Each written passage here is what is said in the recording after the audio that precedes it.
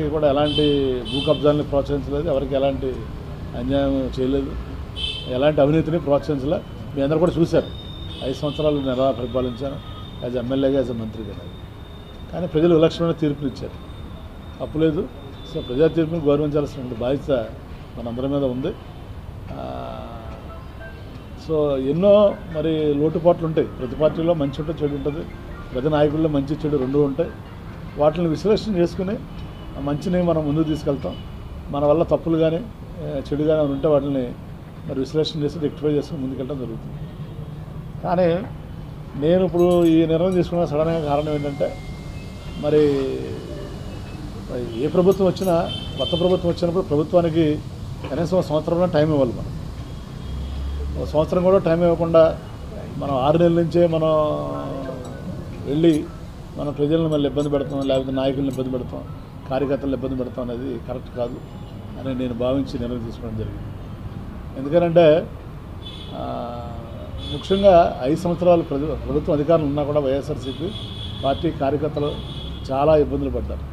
ఎందుకంటే అంతా వాలంటీర్స్ని నడిపించారు. కార్యకర్తలకి కానీ నాయకులకు కానీ ఏమీ గౌరవం అనేది లేదు. వాళ్ళకి పొలిటికల్గా కానీ ఫైనాన్షియల్గా కానీ. మళ్ళీ అది అయిపోయిన తర్వాత 1 సంవత్సరం కూడా వాళ్ళకి గ్యాప్ ఇవ్వకుండా మనం వెంటనే మళ్ళీ జమిలీ ఎలక్షన్ వస్తుంది, ఎంపీ ఎలక్షన్ వస్తున్నాయి.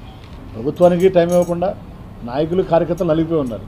మళ్ళీ వాళ్ళకు కూడా మనం టైం ఇవ్వకుండా మళ్ళీ రేపటి నుంచి మనం ధర్నాలు చేయండి, ఇది చేయండి అని చెప్పడం అనేది ఎంతవరకు కరెక్ట్.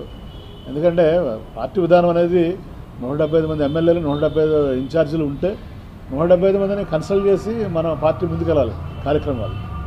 అంతేగాని ఏదో మన బ్రిటిష్ గవర్నమెంట్ రూల్ చేసినట్టు. ఇప్పుడు బ్రిటిష్ వాళ్ళు చూడండి, వాళ్ళ డెసిషన్స్ అని అక్కడ తీసుకునేవాళ్ళు, ఎక్కడ లండన్లో తీసుకుని ఆ డెసిషన్ మనకి పంపిస్తే ఇంప్లిమెంట్ చేసేవాళ్ళు.